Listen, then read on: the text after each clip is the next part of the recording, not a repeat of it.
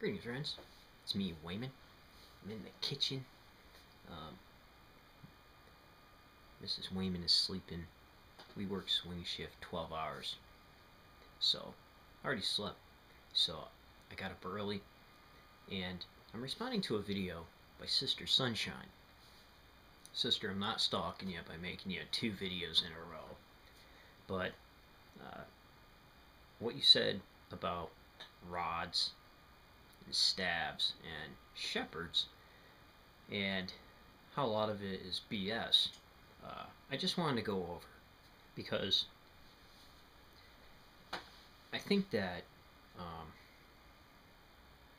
there's a huge misunderstanding that happens, and I kind of want to talk about that and then talk about a whole bunch of other things.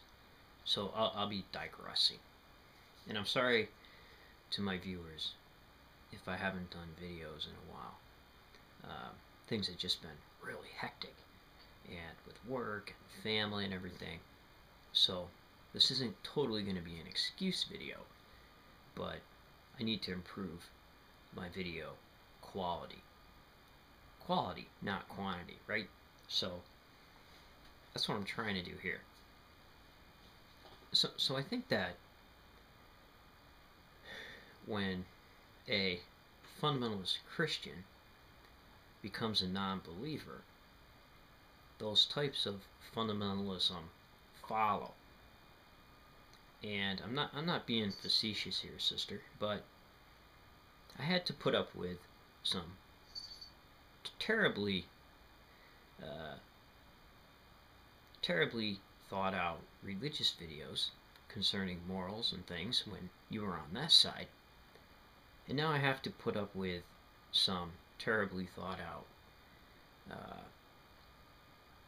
videos now that you're a non-believing fundamentalist. So the term fundamentalist obviously changes, and so I don't know.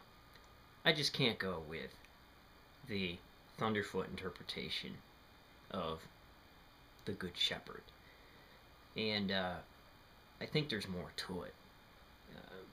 I love literature, love religion.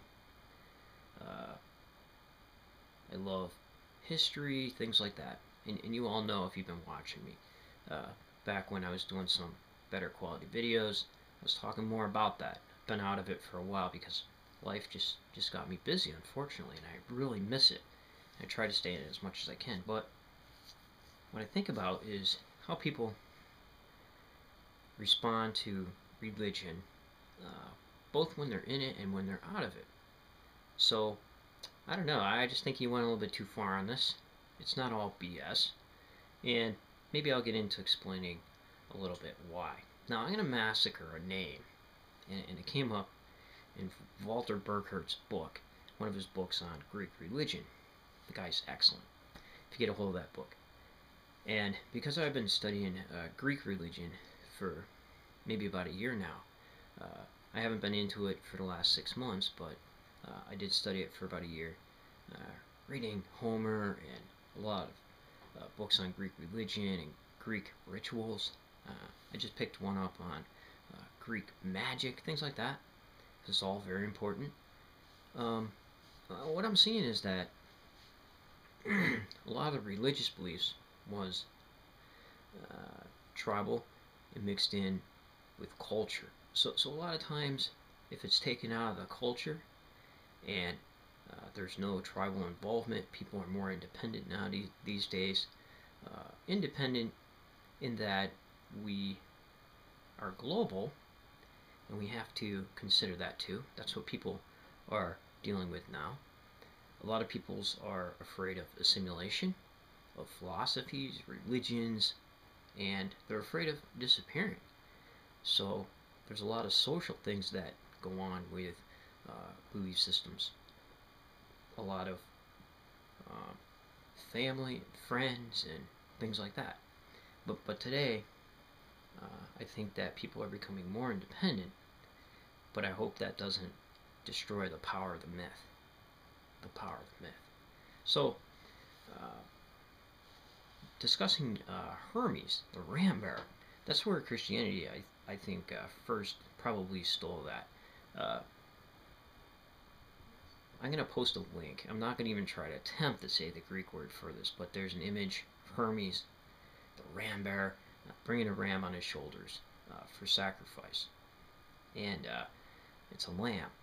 And I think that when Christians went back into the Tanakh, or the Hebrew writings, and they attached Psalm 23 to Jesus, totally took that whole text out of context as seeing Jesus. So now every time somebody reads it, they can't help but thinking, Jesus.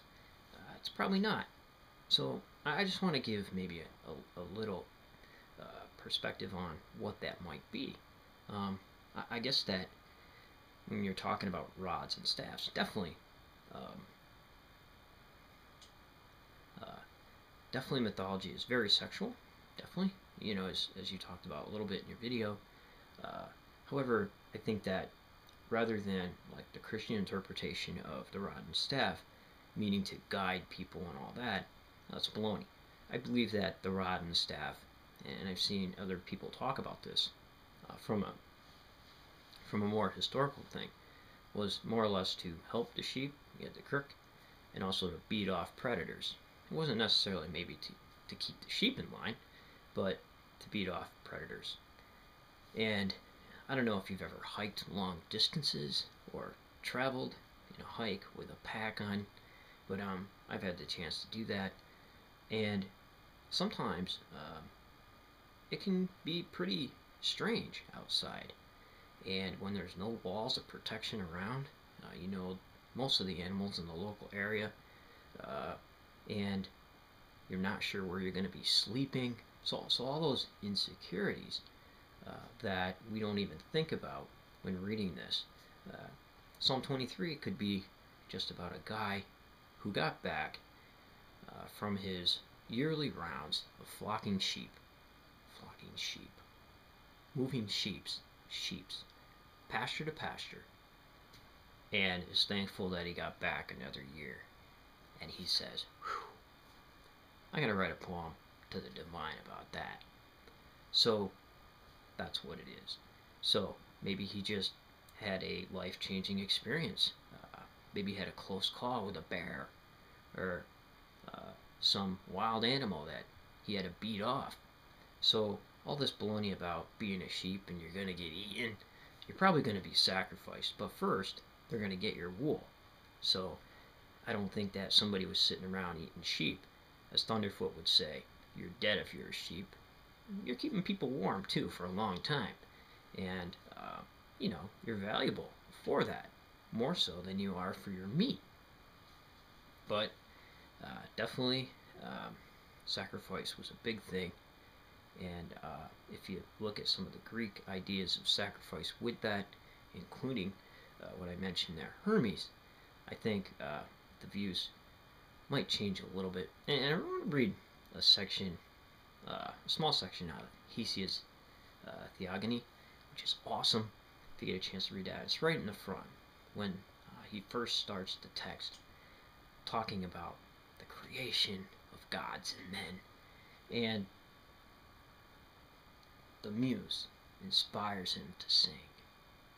So here he says in lines 26 of Theogony, shepherds of the wilderness, wretched things of shame, mere bellies, we know how to speak many false things as though they were true, but we know when we will to utter true things.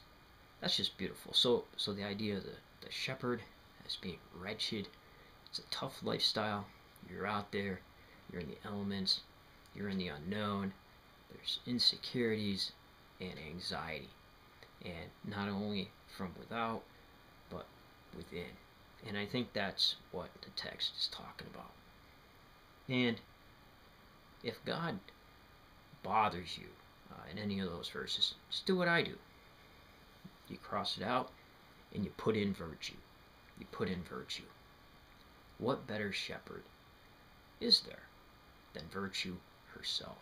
So take care, sister, and hopefully you enjoy your cruise, and you're enjoying the sunshine, and be well.